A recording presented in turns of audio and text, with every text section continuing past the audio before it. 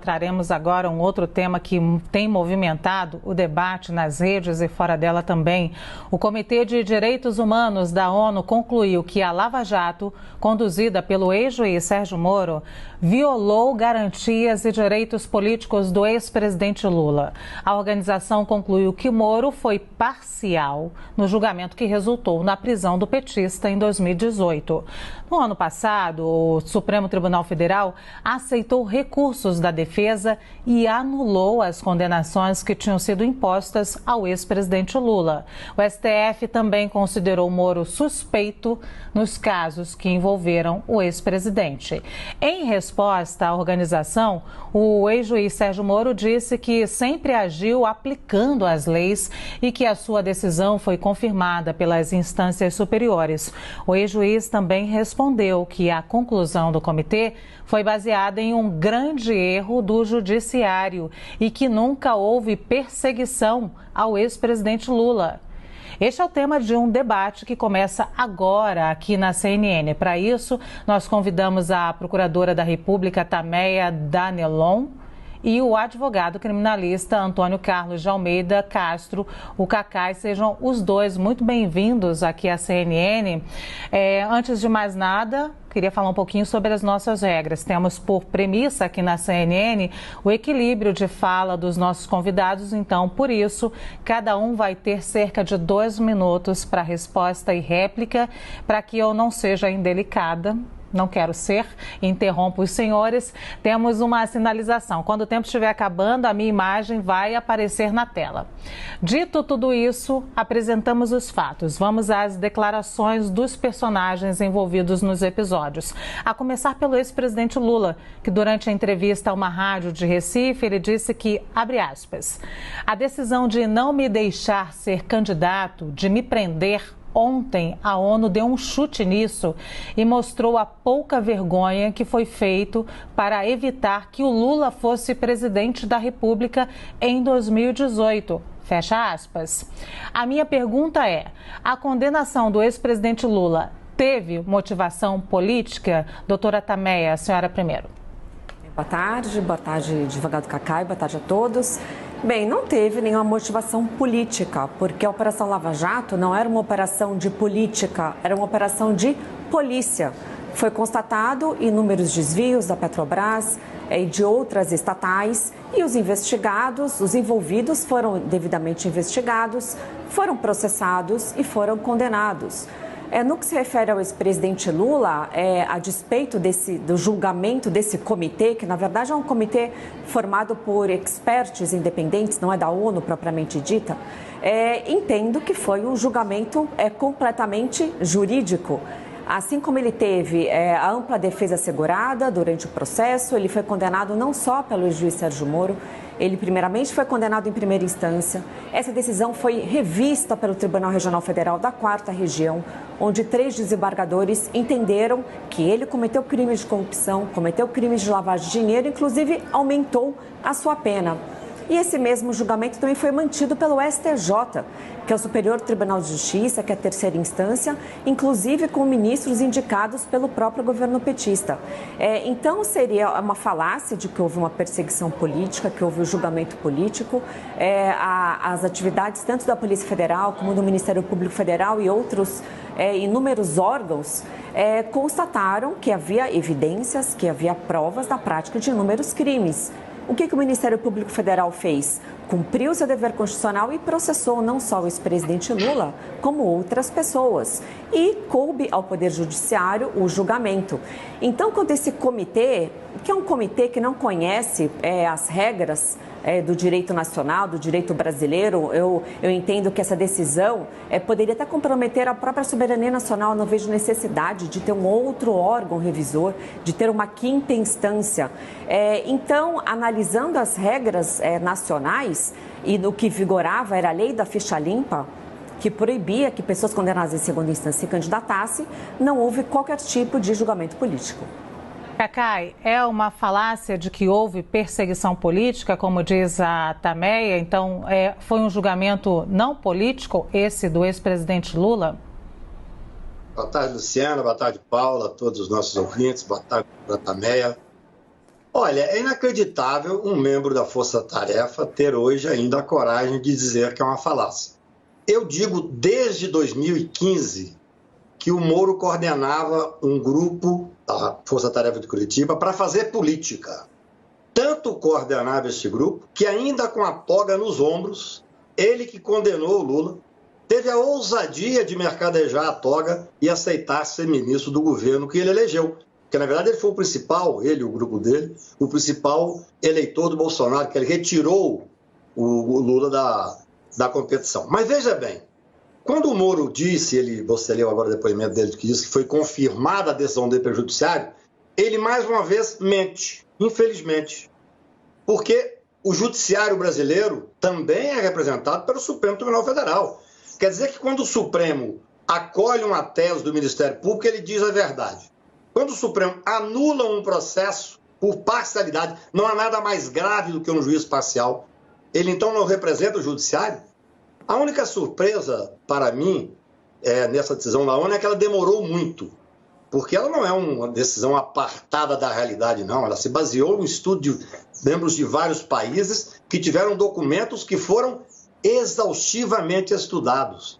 Eu acho que hoje não se pode dizer mais que existe qualquer dúvida, até que o Supremo já disse que ele foi parcial e que ele não tinha jurisdição. Eu, desde 2015, escrevo para vários jornais e faço palestra no Brasil inteiro, dizendo que ele pretendia ter uma jurisdição nacional e que só julgava o que era de interesse político.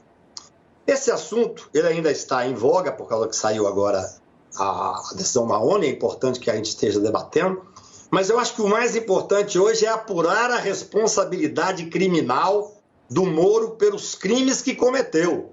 Olha, se o Supremo Tribunal disse que houve isso quem disse é o Supremo Tribunal, que o sistema de justiça foi levado de uma forma indevida, isso tem que ser investigado. E uma coisa importantíssima que vocês têm que saber, todo que não tem formação jurídica, o Lula é inocente. Quem não é condenado, em qualquer Estado democrático, ele é inocente. Então não vamos fazer jogo de palavra. O Supremo Tribunal disse que o Moro foi parcial e anulou absolutamente tudo dele. A ONU, uma entidade internacional respeitada, veio e disse a mesma coisa. Agora resta ao povo brasileiro entender quem é que estava fazendo política e quem não estava fazendo política. Também na fala do Cacai, ele fala sobre o juiz Sérgio Moro ter a ousadia de aceitar ser ministro e que o ex-presidente Lula é inocente. Você quer comentar? Então, é importante deixar bem claro para a população que está nos assistindo que em nenhum momento o ex-presidente Lula foi inocentado, ele não foi absolvido. O que o Supremo entendeu são questões de processo penal em que, primeiramente, o juízo da 13ª Vara não seria o juízo competente, o que eu discordo frontalmente com essa decisão, mas não me cabe a mim concordar ou discordar, a decisão do STF tem que ser cumprida e ponto final. Mas, e a outra questão no que diz respeito à suspeição. Então, o STF entendeu que o ex-juiz Sérgio Moro não era imparcial. Então, a decisão não foi uma decisão absolutória, não foi uma decisão de inocência. O que houve foi uma condenação. Ele foi condenado em primeira instância, ele foi condenado em segunda instância e também em terceira instância. Então, houve uma condenação que foi depois anulada por uma filigrana jurídica que não poderia ter sido utilizada no meio de um recurso de embargo de declaração, que não teria um condão de anular um processo e muito menos outros 3 processos. Então, isso eu acho importante deixar bem claro. O que houve foi a anulação. Ele foi novamente processado pelos mesmos fatos, mas por conta da prescrição, como o ex-presidente já tem mais de 70 anos, o prazo prescricional cai pela metade e foi extinta a punibilidade, ele não pôde mais ser processado por esses fatos. Bem, em relação ao ex-juiz Sérgio Moro, de ter ido ou não para a carreira política, se ele assumiu ou não o ministério, isso não cabe no que se refere à análise da eventual imparcialidade dele. O que interessa é a atitude dele nos autos, a atitude dele na condução dos processos. Não é verdade que o ex-juiz Moro coordenava a Operação Lava Jato. O juiz tem que ser imparcial, o juiz não participa de uma investigação. Embora estamos assistindo ultimamente, muitas vezes, o STF abrindo investigações de ofício, conduzindo investigações, decretando prisões de ofício, mas de acordo com o Código de Processo Penal, o juiz juiz não investiga. Então, quem coordenou a operação no âmbito do Ministério Público era Dr. Dallagnol, que era o coordenador da Força Tarefa, e os delegados de Polícia Federal que atuaram na investigação. Então, foi a união de vários esforços, de várias instituições, como Polícia Federal, Controladoria Geral da União, Receita Federal, Ministério Público Federal, que conseguiram colher todas as provas e as fartas evidências. E chegando ao Judiciário, aí sim que o ex-juiz Sérgio Moro teve as suas decisões proferidas, mas ele não era o coordenador da operação. E uma questão que eu acho muito interessante, se foi entendido, até mesmo pelo STF, que o Sérgio Moro era suspeito, que ele não era imparcial, e o que dizer em relação aos desembargadores do TRF4? Porque quem é da área jurídica sabe que quando há um acórdão, ou seja, quando há uma sentença proferida por um tribunal, essa decisão substitui a primeira condenação. Então, partindo do pressuposto que o Moro fosse suspeito, se os desembargadores, os 3 desembargadores que condenaram o ex-presidente Lula, inclusive aumentaram a sua pena, se eles não são suspeitos, o que vale não seria esse acórdão? E o próprio STJ, que também não reconheceu nenhum tipo de anulação, nenhum tipo de invalidade do processo, eles também não seriam suspeitos? Então não cabe a arguição da suspeição de um juiz de primeira instância quando outros órgãos jurídicos se debruçaram sobre o caso e proferiram um decreto condenatório. E o que nós temos vendo é que o objetivo era, de fato, terminar com a Operação Lava Jato, porque recentemente foi anulado um outro processo de outra juíza, a juíza Gabriela Hart, anulado os processos também de outras jurisdições, como no Rio de Janeiro. Então, o que se percebe é o sistema contra-atacando para manter o status quo de corrupção e de impunidade desenfreada. Cacai, 2 minutos para as suas considerações, porque eu ainda tenho mais uma pergunta. Doutora, também eu respeito muito a senhora e admiro muito o seu currículo. Agora, a senhora fala que quando o tribunal revoga a decisão do juiz, ela deixa de existir. E quando o Supremo Tribunal Federal do país diz que é parcial, isso não tem validade? Sabe o que é a parcialidade, para você que não é advogado e está nos acompanhando? É você levar um filho para a discussão da guarda de um filho para audiência amanhã e descobrir na noite anterior que o juiz combinou com o promotor e com o advogado do outro lado para levantar tal tese porque vai tirar a guarda de seu filho. Isso aqui é a parcialidade. Nós tivemos nesse processo, eu sou um crítico desde 2015 da parcialidade desse juiz e do grupo que ele coordenava, assim. As gravações são óbvias que ele era o coordenador. É muito simples. Quando ele vazou ilegalmente, criminalmente, aquela gravação que ele fez, inclusive dos advogados do ex-presidente Lula e do futuro presidente, espero, Lula. Quando ele gravou essas gravações da Dilma, ele disse, olha, foi admoestado, disse, não, o que vale é o conteúdo, vocês não têm que ver a forma da obtenção. Agora, quando um santo hacker pega essas gravações e põe a público, desnudando aquilo que nós, advogados, não sabia. O Moro coordenava um grupo, isso tem que ser investigado, inclusive os advogados que eram coniventes nas delações. Agora já começaram a procurar, eu mesmo fui procurado, para pessoas para começar a questionar as delações que eram feitas de maneira absolutamente indevida.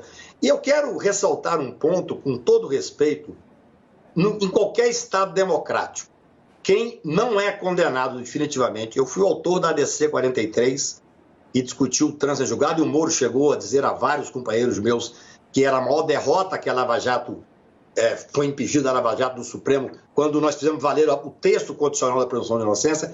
Em qualquer Estado democrático, aquele que não é condenado é inocente.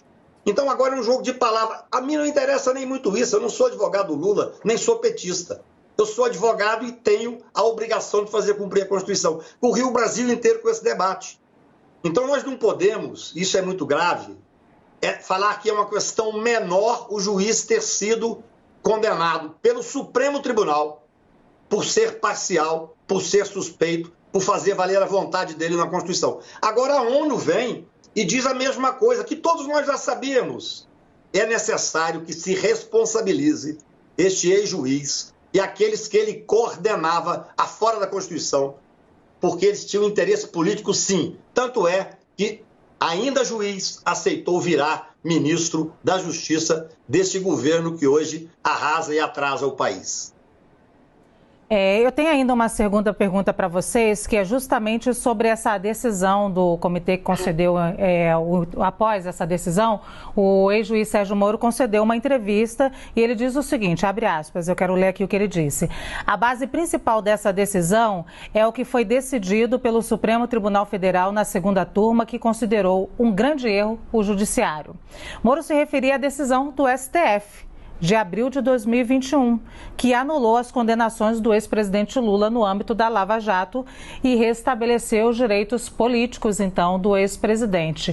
Essa pergunta é difícil de fazer, mas eu vou fazer. O Supremo errou? Doutora Tameia. No meu entendimento, como professora de processo penal, sim. Eu tenho total respeito à instituição Supremo Tribunal Federal, a todos os seus integrantes, mas não é por isso que nós não podemos criticar tecnicamente as decisões. Então, primeiramente, quando o ministro Fachin anulou o primeiro processo e depois outros 3 com base numa suposta incompetência relativa, no meu entendimento está incorreto, que não é isso que eu ensino aos meus alunos, porque incompetência relativa, em razão do território, ou seja, em razão do local onde o juiz exerce sua jurisdição, não é causa de anulação do processo. Caso um juiz entenda que ele não é competente, ele apenas remete o processo para o juiz competente e toca-se o processo. Agora, o que salta aos olhos é que 7 anos depois do início da operação, sendo que essa questão já tinha sido levada para o Supremo por diversas vezes, e o ministro Fachin sempre era voto vencido, ou seja, ele sempre entendia que a 13ª Vara de Curitiba era o juiz competente, ele mudou de ideia e depois foi seguido pelo plenário. Enfim, não concordo com esse ponto. Não concordo, e lembrando que isso foi em sede de embargo de declaração. E o segundo ponto, a questão da suspeição, claro que é grave um juiz ser suspeito, claro que é grave um juiz ser parcial, mas no direito nós temos a chamada exceção de suspeição, que é como se fosse, para ficar claro para quem está nos assistindo, um recurso contra o juiz. E tem um modo de proceder, tem um procedimento previsto no Código de Processo que diz que tem que ser dada a possibilidade do juiz se manifestar, se ele é suspeito ou não. E isso, desde o começo do processo, foi alegada essa suspeição, mas todas as instâncias rechaçaram, diziam que ele não era um juiz parcial. E no STF também foi uma decisão que não seguiu os ritos do Código de Processo Penal e entendeu que era um juiz parcial. Agora, depois de tanto tempo de uma operação, eu não vejo sentido algum, não vejo razoabilidade lógica e nem base jurídica. Cacai, o Supremo errou? Não, o Supremo não seguiu o Código de Processo Penal de Curitiba. Acontece que esse grupo de Curitiba, com todo respeito, coordenado pelo Moro, tinha um Código de Processo Penal próprio, que julgava que podia ser parcial, que podia ter uma jurisdição nacional.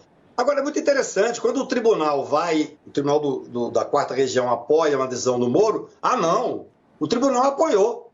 Quando o Supremo Tribunal Federal vem e anula, diz que é parcial, diz que foi suspeito, eu acho que ninguém tem dúvida que ele foi suspeito e ninguém tem dúvida que ele foi parcial. É quase impossível, depois de conhecer o que todo... Eu já conhecia muitas coisas, eu advogo desde o primeiro dia nessa operação. Em 2015, eu escrevi na Folha de São Paulo um artigo chamado Que País Queremos? Está lá, já acusando tudo isso. Agora, o que nós temos a lealdade de dizer, no meu ponto de vista como operadores do direito, é que é necessário ter segurança jurídica. O Supremo Tribunal deu uma decisão, como a doutora Tameia disse muito bem, no caso do Fachin, que é um ministro que a grande maioria das decisões foi favorável à Lava Jato. Quando ele foi contrário, ele passou a estar errado. Nós temos que ter a humildade de cumprir e de respeitar não só a Constituição, mas os poderes constituídos no Brasil. Eu tenho a convicção, eu sou advogado, posso dizer isso sem incorrer no risco que disse lá o Deleol quando disse que ia denunciar porque tinha convicção. Eu acompanho o Supremo Tribunal Federal. O Supremo Tribunal agiu corretamente. Demorou. Assim como a ONU demorou a julgar agora. Nós temos que ter segurança jurídica. Como é que nós podemos conviver com um juiz que ele fez uma instrumentalização do Poder Judiciário e parte dos procuradores? Olha que eu tenho um profundo respeito pelos procuradores, tenho amigos queridos e tenho absoluto respeito pelos juízes federais do Brasil. Tem mais de quase 20 mil juízes. Eu acredito que, no meu ponto de vista, o Moro desonrou o Poder Judiciário ao aceitar ser ministro daquele cidadão que ele foi o principal eleitor, ele esbofeteou o Poder Judiciário. Então, é extremamente simples. A palavra final é do Supremo Tribunal Federal e eu não tenho dúvida nenhuma que ele agiu corretamente porque ele cumpriu a Constituição e cumpriu o Código de Processo Penal. Não o Código de Processo Penal de Curitiba, o Código de Processo Penal que atinge a todos nós brasileiros. Assim como a ONU agora veio exatamente fazer o mesmo julgamento. Infelizmente, o nosso tempo acabou. Eu agradeço aqui à Procuradora da República, Tameia Danelon, e também o advogado criminalista Antônio Carlos de Almeida Castro. O Cacai, obrigado aos dois aqui por esse debate alto nível. Eu que agradeço. Obrigado a vocês. Um abraço, doutora Tameia, um abraço. Abraço, Cacai.